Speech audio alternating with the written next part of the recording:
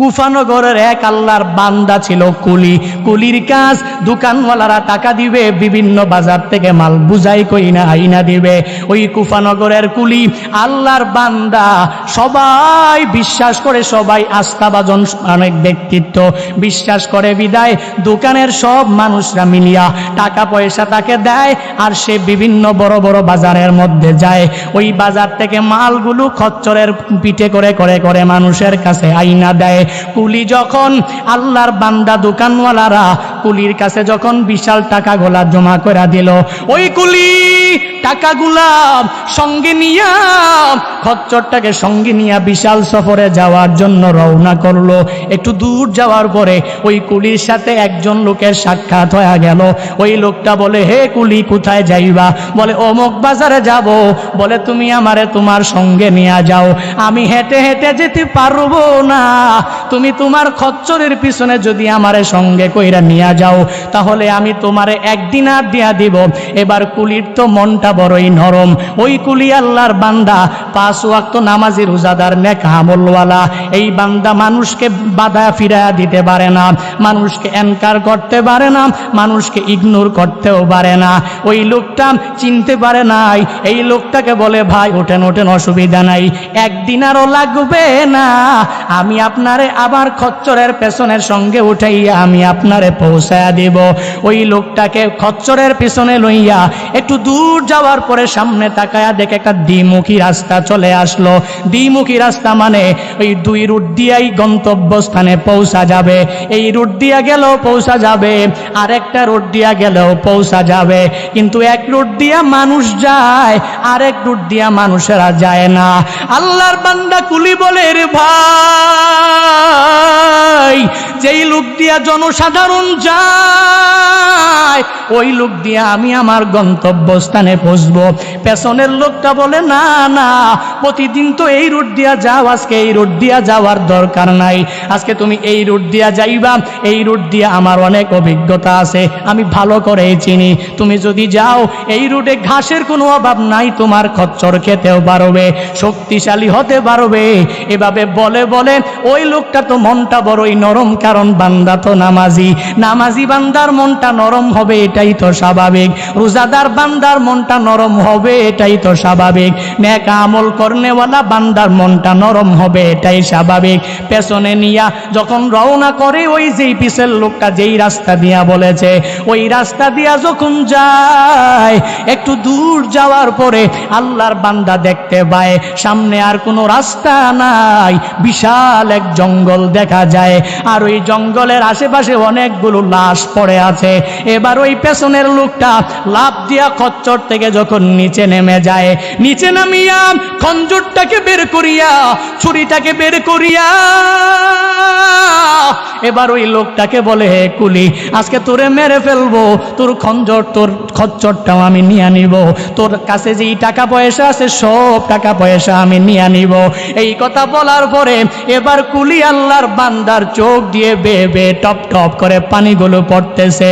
ওই কুলি আল্লাহর বান্দা বলে, এর ডাকাত, আমি তো তোরে চিনতে পারি নাই, তুই যে আমার সাথে এই পরিমাণ বেঈমানি করতে পারবি আমি চিনতে পারি নাই, আমি তোকে দেখে আমি তোরে মায়া করে আমার খচ্চরের পেছনে নিয়েছিলাম।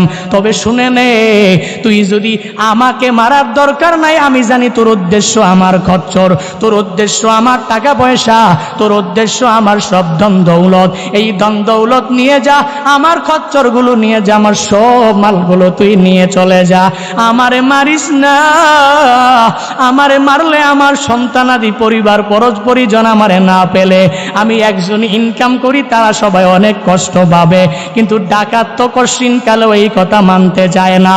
ওই লোকটা বলে, রে কুলি, আমি তোর মালও নিয়ে নিব, আমি তোর খচ্চরও নিয়ে নিব, আবার তাকায়া দেখ এতগুলো লাশের মধ্যে আমি তোরে লাশ বানাইয়া ফালাইয়া যাব। এবার কুলি অনেকক্ষণ বারংবার বলার পরে লোকটা মানতে চায় না। এবার কুলি বলে, হায় হায়, উপায় নয়, তবে একটা তো উপায় তো আছে, দুনিয়ার কেউ আমাকে সাহায্য করতে তো পারবে না, একজন তো সাহায্য করতে পারবে, চিল্লায়া বলো তার না। ওই কুলি আল্লাহর গোলাম ওই লোকটাকে বলে, রে ডাকাত, তুই আমারে 2 রাকাত নামাজ পড়ার সুযোগ দাও, আমি 2 রাকাত নামাজ আদায় করার জন্য সুযোগ চাই। তুই আমারে মেরে ফেলবি, আমি তো এটা পূর্ণাঙ্গভাবে বুঝে ফেলেছি, তবে 2 রাকাত নামাজ পড়ার পরে তুই আমারে মার, অসুবিধা নাই। আল্লাহর বান্দা যখন 2 রাকাত নামাজের অর্ডার পেয়ে গেলেন, 2 রাকাত নামাজে আল্লাহর বান্দা তাকবীর যখন দিয়া হাত বাঁধলেন, এবার সানা পড়ে সূরা ফাতিহা পড়ার পরে এই বান্দার কোনো সূরাই তো মনে আসে না। কারণ কি, একটু পরে তার মরণ নিশ্চিত হয়ে যাবে। এই বান্দা এজন্য কোনো সূরাই মনে আসে না, কোনো আয়াতও মনে আসে না, কোনো কেরাত এই বান্দার মনে আসে না। ওদিকে ওই ডাকাত বারংবার বলে, তাড়াতাড়ি নামাজ শেষ করে দে, আমি তোরে একটু পরেই দুনিয়া থেকে বিদায় করে দিব, একটু পরে আমি দুনিয়া থেকে তোরে বিদায় করে দিব, তাড়াতাড়ি নামাজ শেষ কর। তাকায়া দেখোস নাই এই লাশগুলো অনেকেই নামাজ পড়েছে, কিন্তু তাদের নামাজ আমার মরণ থেকে তাদের ফিরায়া রাখতে পারে নাই। ওই আল্লাহর বান্দা এবার আল্লাহর কথা বারংবার যখন চিন্তা করে, সূরা ফাতিহা পড়ার পরে কোনো কেরাত মনে আসে না, কোনো সূরাও মনে আসে না, তবে একটা আয়াত বান্দার মনে পড়ে যায়। ওই আয়াত হলো আম্মাইয়ুজিবুল মুস্তার। আল্লাহর বান্দা বলে, হে মালিক, তুমি তো বিপদে পড়নেওয়ালা, বান্দাকে তুমি বিপদ থেকে বাঁচায়া দাও। এই বান্দা বারংবার বলে, আম্মাইয়ুজিবুল মুস্তার, আম্মাইয়ুজিবুল মুস্তার, আম্মাইয়ুজিবুল মুস্তার। এই বান্দা যে ওই নামাজের সূরা ফাতিহার পরে আল্লাহকে এভাবে বিপদের উদ্ধার মুক্ত আল্লাহ বলে ডাকে, আমার মাওলা শুনে কি শোনে না? আল্লাহ বলেন, রে জিবরাইল, যাও আমার এই বান্দা এত বিপদে পড়ার পরেও আমি মাওলাকে ভুলে নাই, আমার এই বান্দা এত বিপদে পড়ার পরেও নামাজের কথা ভুলে নাই, আমার এই বান্দা এত বিপদে পড়ার পরেও আমি মাওলাকে বিপদ মুক্ত করনে ওলা রব বলে ডেকেছে। যাও তুমি মানুষের আকৃতি ধরে চলে যাও, মানুষের আকৃতি নিয়া তুমি বিশাল একটা লোহার মুকুট পরিয়া ওই লোকের কাছে যাও। ওই লোকের কাছে যাইয়া ওই লোকটাকে যদি তুমি খঞ্জর দিয়া মেরে দুনিয়া থেকে আলাদা করে দাও, ওই জমিনের মধ্যে পড়তে দেরি হবে, তারপর আমি মাওলা সবকিছু করব, তারপরে আমি আল্লাহ তাআলা তার সাথে সবকিছু করব। জিবরাইল আসলেন, ওই আল্লাহর বান্দা নামাজের মধ্যে সূরা ফাতিহা পড়ার পরে আম্মাইয়ুজিবুল মুস্তার, আম্মাইয়ুজিবুল মুস্তার বলে আমার মাওলারে ডাক দেয়। ওদিকে জিবরাইল লোহার একটা বর্ম পরিয়া আসিয়া ওই ডাকাতের দেহ থেকে তার গর্দানটাকে আলাদা করে দেয়। ডাকাতটা জমিনে পড়তে দেরি হয়, ওই জমিন থেকে আগুন জ্বলতে দেরি হয় না। ওই লোকটা সূরা ফাতিহা পড়ার পরে আম্মাইয়ুজিবুল মুস্তার পড়তেছে, ওদিকে তাকায়া দেখে কে যেন আসিয়া ওই ডাকাতটাকে দুনিয়া থেকে বিদায় করে দিয়েছে।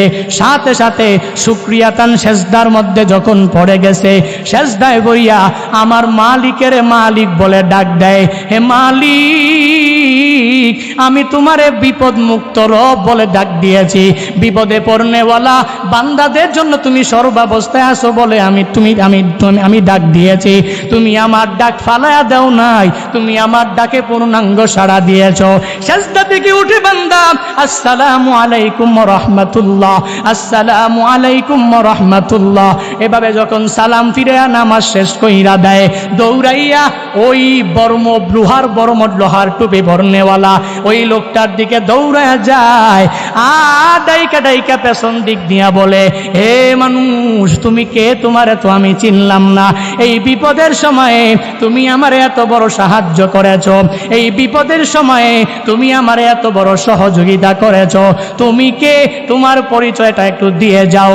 ওই ব্যক্তিটা বলে, শোনো শোনো, তুমি আমার কাছে আমার পরিচয় জানতে চাও, আমি এতটুকু বলতে পারি, তুমি যে নামাজের মধ্যে সূরা ফাতিহা পড়ার পরে আম্মাই ইউজিবুল মুস্তার বলেছ, আমি হলাম আম্মাই ইউজিবুল মুস্তারের একজন গোলাম। তুমি যখন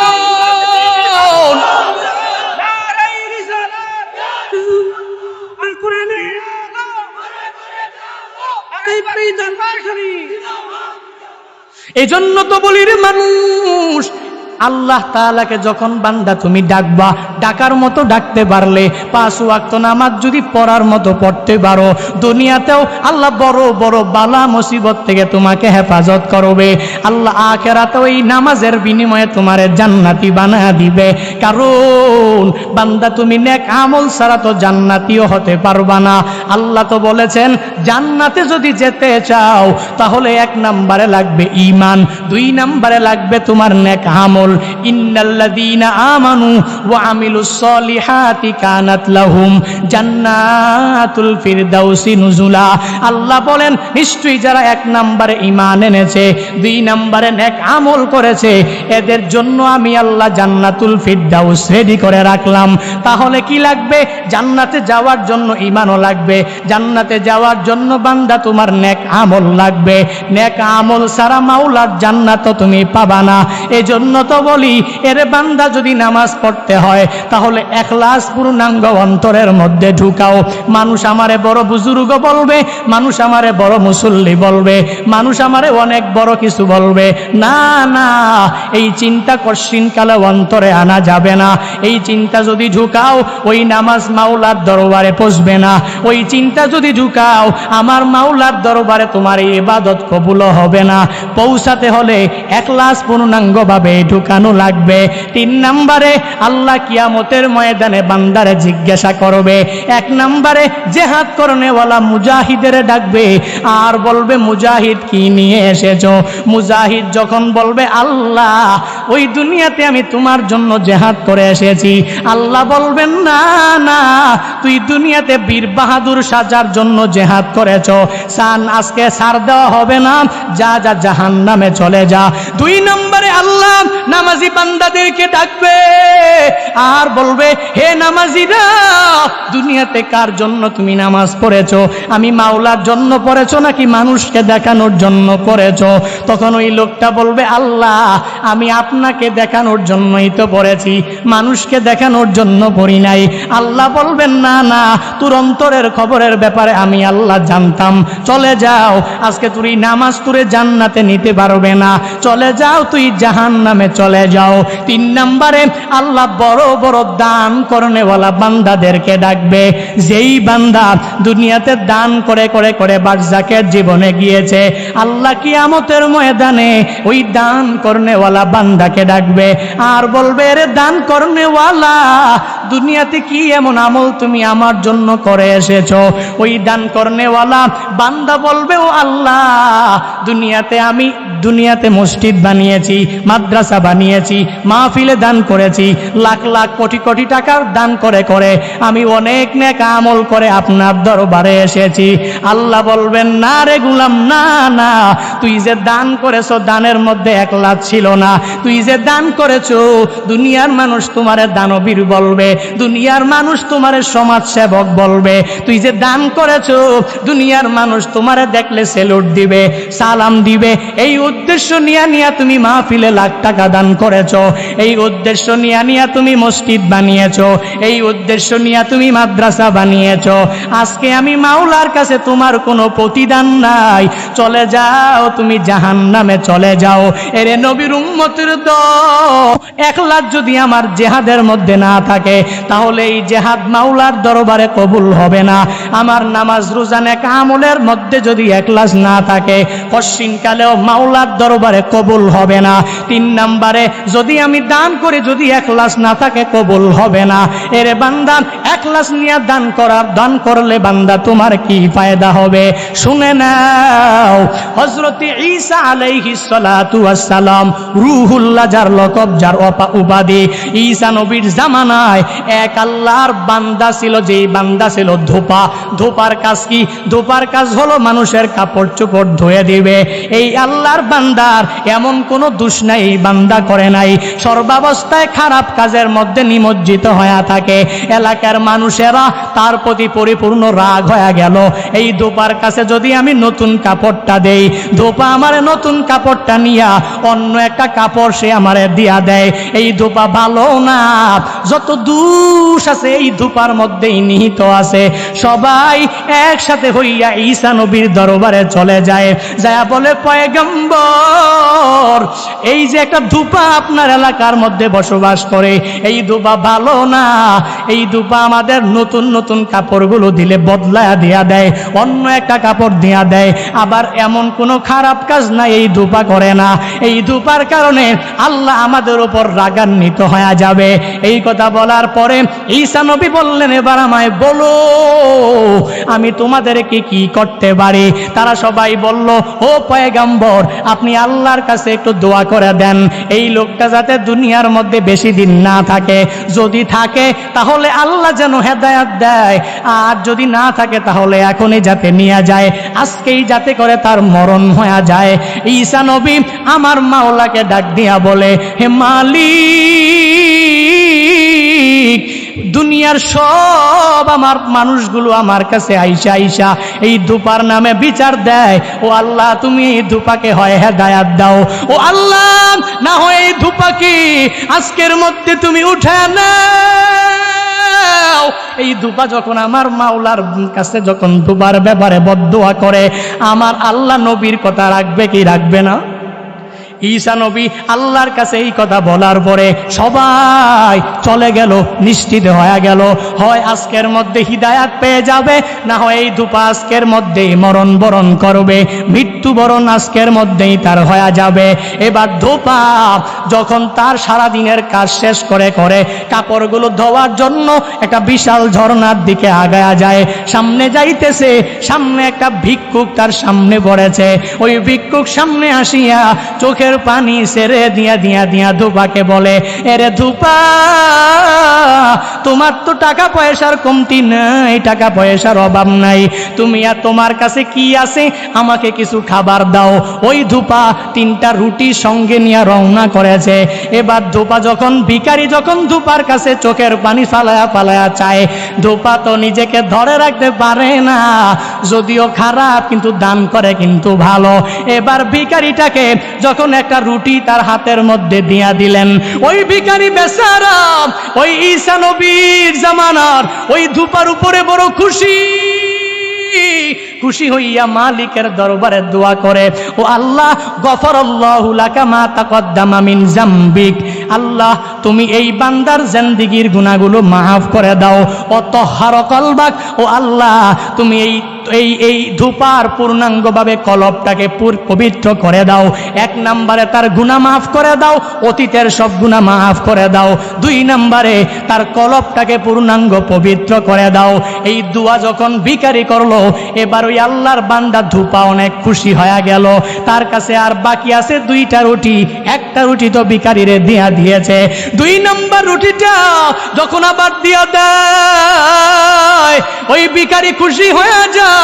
ওই ভিখারি মালিকের দরবারে ডাক দিয়ে আবার দোয়া করে, গফরাল্লাহু মা তাকদ্দামা মিন জামবিকা ওয়া মা তাআখার, ও আল্লাহ, এই ধূপা আমি ভিখারিকে 2য় নাম্বার রুটিটাও দিয়েছে, তুমি তার আগের পরের সব গুনাহগুলো তুমি মাফ করে দাও।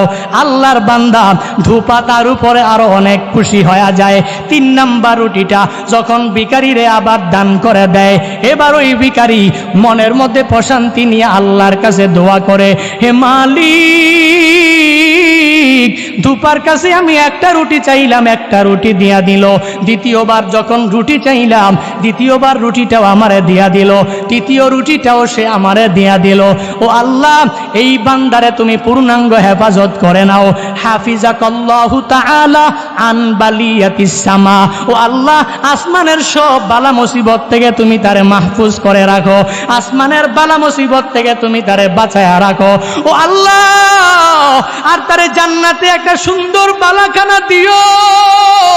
ভিখারি যখন ইখলাস অন্তরের মধ্যে নিয়া ওই দানশীল ধূপার জন্য যখন দোয়া করে দেয়, এবার ওই আল্লাহর বান্দা তিনটা রুটি দিয়া ভিখারির দোয়া নিয়ে সামনে আগায়া যায়। সামনে যাইয়া ঝর্ণার পানিতে কাপড়গুলো সব ধুত করে ফেলে। ধুত করিয়া যখন চলে আসে, ওদিকে গ্রামের সব লোকেরা তো অপেক্ষমান আছে। আজকে এই লোকটা ঝর্ণার মধ্যে গেলে আর বেঁচে ফিরতে পারবে না, কারণ ঈসা নবী আল্লাহর কাছে দোয়া করেছে ধূপা আজকের মধ্যেই মৃত্যুবরণ করবে। কই, এই লোকটা তো জীবিত, বুঝলাম না। এবার ওই সব লোকগুনা একসাথে হইয়া দৌড়াইয়া আবার ঈসা নবীর কাছে চলে যায়। যা বলে, পয়গম্বর, আমরা তো আপনাকে বলেছিলাম এই লোকটার ব্যাপারে বদদোয়া করার জন্য, আপনি কি দোয়া করলেন? এই লোকটা তো মরণ বরণ করলো না। আমরা তাকায়া দেখেছি এই লোকটা কি সুন্দর করে ঝর্ণা থেকে ফিরিয়া ফিরিয়া আবার তার গন্তব্যস্থানে রওনা করেছে। ঈসা নবী বলে, কি বলো? বলে, হা হা হা, এটাই বলতেছি। ঈসা নবী বলে, তারে খবর দাও, আমার কাছে তারে খবর দিয়া নিয়ে আসো। ঈসা নবী এই কথা বলার পরে আশেপাশের সব লোকেরা তার কাছে যায়। ওই ধূপাকে নিয়ে দুনিয়া যখন নবীর কাছে নিয়ে আসে, ঈসা নবীর কাছে আসার পরে নবী আমার বলে, হে ধূপা, তুমি আজকে কি এমন ভালো নেক আমল তুমি করেছো, জানা দাও। ওই ধূপা বলেন, ও পয়গম্বর, আপনি আমাকে ডেকেছেন, আমি মনটা অনেক বড় হয়ে গেছে। নবী আমার, আমি যখন ঝর্ণার মধ্যে প্রতিদিনের ন্যায় কাপড়গুলো ধোয়ার জন্য রওনা করেছিলাম, নবী জানেন না, একটু দূর যাওয়ার পরে আমি তাকায়া দেখেছি একটা ভিখারি আমার কাছে একটা রুটি চেয়েছে। আমি খুশি হয়ে তাকে একটা রুটি ইখলাস নিয়ে দান করেছি। ও পয়গম্বর, আমি খুশি হয়ে তাকে দ্বিতীয় রুটিটাও দিয়েছি। ও পয়গম্বর, আমি তৃতীয় রুটিটাও খুশি হয়ে তাকে দান করেছি। ঈসা নবী বলে, তুমি এই দান পূর্ণাঙ্গ ইখলাস নিয়ে বোধহয় তুমি খুলেছ। তোমার এই পোটলার মধ্যে কি? বলে, নবী, এই পোটলার মধ্যে কাপড়গুলো অভাব নাই, সেই কাপড়গুলো আমি মানুষ থেকে নিয়ে নিয়ে ধৌত করে ফেলে। নবী বলেন, ঈসা নবী বলেন, তোমার এই পোটলাটা খুলো। পোটলাটা খুলে দেখে বিশাল একটা সাপ, কৃষ্ণ বর্ণের, কালো বর্ণের একটা সাপ পোটলার মধ্যে বসে আছে, আর ওই সাপের মুখের মধ্যে লোহার লাগাম লাগানো। ঈসা নবী বলে, সাপকে ডাক দিয়া বলে, হে কালো সাপ, হে আসওয়াদ। এবার কালো সাপের জবান খুলে যায়, কারণ কালো সাপের জবানও খুলাতে পারেন কে? ঈসা নবী যখন বলে, কালো সাপ, তোকে কে পাঠিয়েছে, তুই আমায় বল। ওই কালো সাপ বলে, পয়গম্বর, আপনি যখন রবের কাছে এই মানুষগুলোর কথা অনুযায়ী দোয়া করেছিলেন, আল্লাহ এই মানুষটাকে মারার জন্য, এই ধূপাকে মারার জন্য ওই ঝর্ণার মধ্যে আল্লাহ আমাকে পাঠিয়েছিল। জানেন না, জানেন না, আমি ওই ধূপাকে মারার জন্য ওই ঝর্ণার মধ্যে আমি ওয়েটিংয়ে ছিলাম, আমি ওই ঝর্ণার মধ্যে অপেক্ষমান ছিলাম। যখনই ধূপাটা যাবে, আমি তাকে পূর্ণাঙ্গ দংশন করে আজকের মধ্যেই তাকে বিদায় করে ফেলব। কারণ আপনাকে তো আমার রব অনেক ভালোবাসেন, অনেক মোহাব্বত করেন, আপনার দোয়াও আল্লাহ পূর্ণাঙ্গ কবুল করেছে। কিন্তু কেন পারি নাই? একটু আগে এই ধূপাটা এমন এক আমল করে ফেলেছে। এই ধূপার সামনে একটা ভিখারি পড়েছিল, এই ভিখারিকে সে তাড়া দেয় নাই, ধমক দেয় নাই। ওই ভিখারিকে একটা রুটি দিয়েছে, পরিসমাপ্তি ঘটায় নাই। দুইটা রুটিও দিয়েছে, ক্ষান্ত থাকে নাই। 3 নাম্বার রুটিটাও দিয়ে দিয়েছে, এই বান্দা ক্ষান্ত থাকে নাই। তৎক্ষণাৎ আল্লাহ ফেরেশতা পাঠিয়ে দিলেন। ফেরেশতা পাঠাইয়া আমাকে আইসা বলে, এটা লোহার লাগাম যখন আমার মুখের সামনে আইসা ধরে, আমি বললাম, এ ফেরেশতা, আল্লাহ আমাকে পাঠিয়েছে এই লোকটাকে দংশন করার জন্য, তুই আমার মুখের মধ্যে কেন লাগাম লাগাও? তখন ওই ফেরেশতা বলে, না না না না, আল্লাহ সিদ্ধান্ত পূর্ণাঙ্গ পরিবর্তন করে ফেলেছে। এই আল্লাহর গোলাম একটু আগে ভিখারির একটা সাক্ষাৎ হওয়ার পরে ওই ভিখারিকে একটা রুটি দেওয়ার কারণে ভিখারি বলেছে, গফারাল্লাহু মা তাকদ্দামা মিন জামবি ওয়া তাহহারা কলবাক। এক নাম্বার দোয়া করেই ক্ষান্ত হয় নাই, দুই নাম্বার রুটি দেওয়ার পরে আবার দোয়া করেছে, গফারাল্লাহু মা তাকদ্দামা মিন জামবিকা ওয়া মা তাআখার। আবার তিন নাম্বার দোয়া করেছে, হাফিজাকাল্লাহু তাআলা আন বালিয়াতিস সামা। এই দোয়া আমার মাওলার দরবারে কবুল হয়ে গেছে, এই দোয়া আমার মাওলার দরবার পর্যন্ত পৌঁছে গেছে। তখন আমি আর এই সাপ অনুমতি নাই, আল্লাহ সিদ্ধান্ত চেঞ্জ করে ফেলেছে। এই কথা বলার পরে ঈসা নবী বলে, ধোপা তুমি সব কাহিনী শুনেছ? ধোপা বলে, নবী আমার, আমি সব কিছু শুনেছি। আল্লাহ তাআলা, ঈসা নবী বলেন, আল্লাহ এমন রব, তুমি যে এত লাইফে এত গুনাহ করেছো, কত মন্দ কত কিছু তুমি করেছো, তুমি যে ইখলাস নিয়া পূর্ণাঙ্গ দান ভিখারিকে করেছো, ওই ভিখারির কথা আমার মাওলার দরবার পর্যন্ত পৌঁছে গেছে।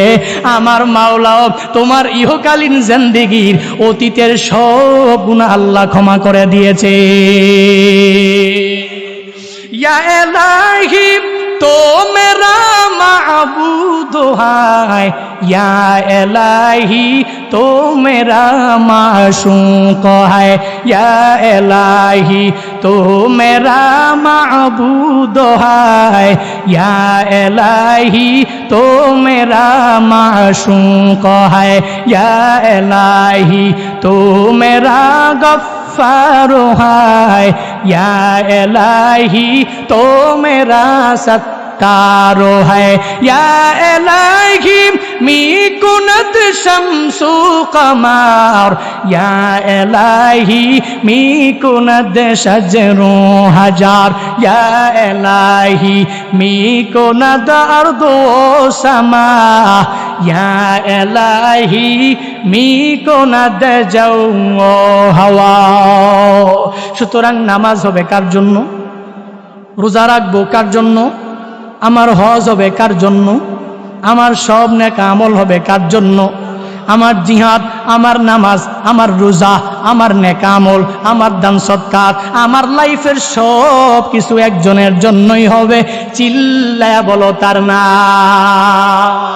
আল্লাহ নবীকে নবী হওয়ার পরেও বলেন, ইন্না আতাইনাকাল কাউসার ফাসাল্লি লিরাব্বিকা ওয়ানহার, ইন্না শানিয়াকা হুয়াল আবতার। আল্লাহ নবীরে এত ভালোবাসেন, তবুও আল্লাহ নবীরে বলেন, ও পয়গম্বর, আপনাকে আমি আল্লাহ কাউসার দান করলাম, অর্থাৎ লাইফের সব বালাই আমি আল্লাহ দান করলাম। আপনি ছিলেন এতিম, আমি আল্লাহ আপনারে কত বড় পয়গম্বর বানাইলাম। আবার শুধুমাত্র কেমন পয়গম্বর? ও নবী, আমি আপনাকে সাইয়্যিদুল আম্বিয়া বানাইলাম, আমি আপনাকে সব নবীদের নবী বানাইলাম, আমি আপনাকে সব রসুলের রসুল বানাইলাম। ও নবী আমার, আমি আপনার জন্য আসমান জমিন নদী নালা খাল বিল সব বানাইলাম। যদি আপনাকে না বানাইতাম, দুনিয়ার কোনো কিছুই তো আমি আল্লাহ বানাইতাম না। আল্লাহ এটা দ্বারা ইন্না আতাইনাকাল কাউসার বলে, তারপরে আল্লাহ বলেন, ফাসাল্লি লিরাব্বিক ওয়ানহার, আয় ওয়ানহার নি রব্বিক। আল্লাহ নবীকে বলেন, ও পয়গম্বর, আপনি রবের জন্য নামাজ আদায় করেন, আপনি রবের জন্য কুরবানি করেন। আপনার নামাজ, আপনার রোজা, আপনার নেক আমল সব একমাত্র রবের জন্যই হবে। আল্লাহ নবীর মাধ্যমে গোটা উম্মার কাছে এটাই জানায়া দিতে চায়, এরে বান্দা, তুই তোর নামাজ পড়বি রবের জন্য, তুই তোর রোজা রাখবি সব হবে রবের জন্য, তুই নেক আমল করবি সব হবে এটা একমাত্র রবের জন্য। রব ছাড়া অন্য কাউকে দেখানোর জন্য কোনো কিছু করা যাবে না। কারণটা কি জানো? দুনিয়ার মানুষরে দেখায়া তো কোনো ফায়দা নাই, দুনিয়ার মানুষকে দেখাইয়াও তো কোনো উপকার নাই, কারণ ওই কিয়ামতের ময়দানেও তো তোমারে কেউ বাঁচাতে পারবে না।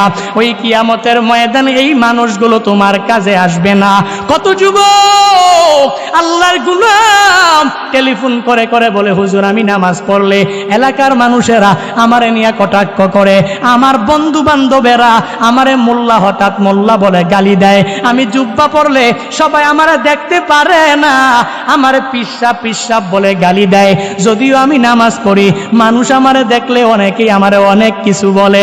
আমিও তো বলে দিলাম, কে কি বললো ওদিকে দেখার টাইম নাই। তুই নামাজ পড়ে যাও, রোজা রেখে যাও, তুই নেক আমল করে যাও, তোর আমল নিয়ে তুই কবরে যাবে, তোর আমল তোরে জান্নাত পর্যন্ত পৌঁছায়া দিবে। কারণটা কি? দুনিয়ার মানুষকে দেখানোর জন্য তো কোনো ফায়দা নাই। আল্লাহ নিজেই বলেন, ওয়াত্তাকু ইয়াউমান লা তাজিজি নাফসুন আন নাফসিন শাইআ। আল্লাহ বলেন ওই দিনকে ভয় করো যেই দিন কেউ কারো কোনো কাজে আসবে না। ওই দিন তোমার বন্ধু বান্ধবেরাও তোমার পাশে থাকবে না। তাকায়া দেখ এর বান্দা কত মানুষগুলো অল্প বয়সেই তো চলে গেল। এই যে পাশের গ্রামে আসার সময়ও মাকবারা জিয়ারত করে আসলাম, নাম তার শিহাব, এক যুবক নামাজও পড়ে রোজাও রাখে নেক আমল করে। তার ভাইয়ের কথা অনুযায়ী লোকটা খুবই ভালো, ছেলেটা খুবই ভালো।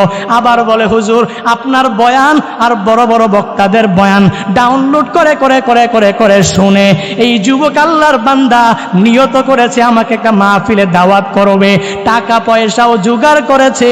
আজকে তার গ্রামের পাশে জুনায়েদ আল হাবিব বয়ান করে, ওই যুবক তো আজকে নাই, কবরের মধ্যে শায়িত অবস্থায়।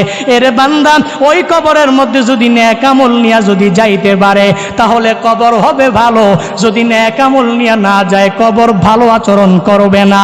ওই জায়গায় বন্ধু বান্ধবেরা কাজে আসবে না, ওই বান্দায় তোর স্ত্রী কাজে আসবে না, ওই জায়গায় তোমার সন্তান কাজে আসবে না, ওই জায়গায় দুনিয়ার কেউ তোমার কি কোনো দিবে না, দুনিয়ার কেউ তোমার সাহায্য করবে না, সহযোগিতাও করবে না। এজন্য আল্লাহ জানায়া দেয়, ওয়াত্তাকু ইয়াউমান লা তাজিজি নাফসুন আন নাফসিন শাইআ। ওই দিনকে ভয় কর যেই দিন দুনিয়ার কেউ কারো কোনো কাজে আসবে না। আল্লাহ বলেন, ওয়ালা তাজিরু ওয়াজিরাতুন উযরা উখরা। ওই দিনকে ভয় করো যেই দিন কেউ কারো কোনো কাজে আসবে না, কেউ তোমারে প্রতিদান দিতে পারবে না, কেউ তোমারে হেল্প করতে পারবে না, কেউ তোমারে সাহায্য করতে পারবে না। আজকে টাকার কারণে তোমার স্ত্রীটাও তোমারে মহব্বত করেন, ভালোবাসেন, সন্তানাদিরা তোমারে মহব্বত করেন, ভালোবাসেন। টাকা দিয়া দেখ ছেলেটাও ভালোবাসবে, মেয়েটাও ভালোবাসবে। ছেলে টেলিফোন করেছে, বলেছে বাবা শহর থেকে আসতেছেন, আমার জন্য একটা দামি ফোন কিনে নিয়ে আসবেন। বাবা বলে, ও সন্তান এই মাসের টাকা পয়সার উপার্জনটা তো ভালো না, আমি তোর জন্য আনবো, তবে এই মাসে পারবো না, আমি পরবর্তী মাসে তোর জন্য আনবো। সন্তান রাগ করে বাবার সাথে কথা বলাও বন্ধ করে দেয়। কারণটা কি?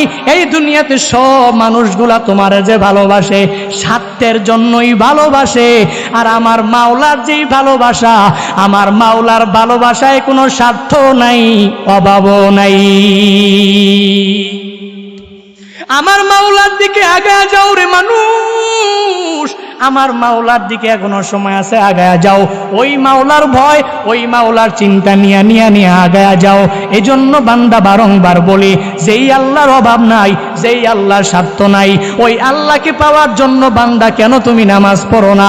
ওই আল্লাহকে পাওয়ার জন্য বান্দা তুমি কেন রোজা রাখো না? ওই আল্লাহকে পাওয়ার জন্য কেন বান্দা তুমি নেক আমল করো না? এর বান্দা চলে গেল একটা, বলতেছিলাম মন চাহি জিন্দেগি চালানো যাবে না, বড় ইবাদত কবুল হওয়ার জন্য শর্ত এক নম্বরে লাগবে ইখলাস। মনে আছে? ইবাদত কবুল হওয়ার জন্য শর্ত এক নম্বর, বলেন মনে আছে? ইবাদত কবুল হওয়ার জন্য এক নম্বরে শর্ত হলো ইখলাস। দুই নম্বরে ইবাদত কবুল হওয়ার জন্য শর্ত হলো বান্দা তোমার হালাল খাবার কি লাগবে? হালাল। হালাল না হারাম? সুদ ঘুষ না ব্যবসা? কথা বলেন। ব্যবসা, সুদ ঘুষ নয়। এই জন্য গুরুত্ব দিতে হবে। এই বিষয়গুলো আমরা গুরুত্ব দিই না। সমাজে সুদি লেনদেন, ঘুষ খায় এরকম লোকের অভাব নাই। স্পষ্ট দিব্যি এলাকায় ঘুরে বেড়ায়, এই লোকটাকে মাতবর বিচার করে না, কারণ মাতবর নিজেই তো খায়। আছে না নাই? ছেলেও খায়, মেয়েও খায়, স্ত্রীটাও টাকা লাগায় সুদে। আছে না নাই?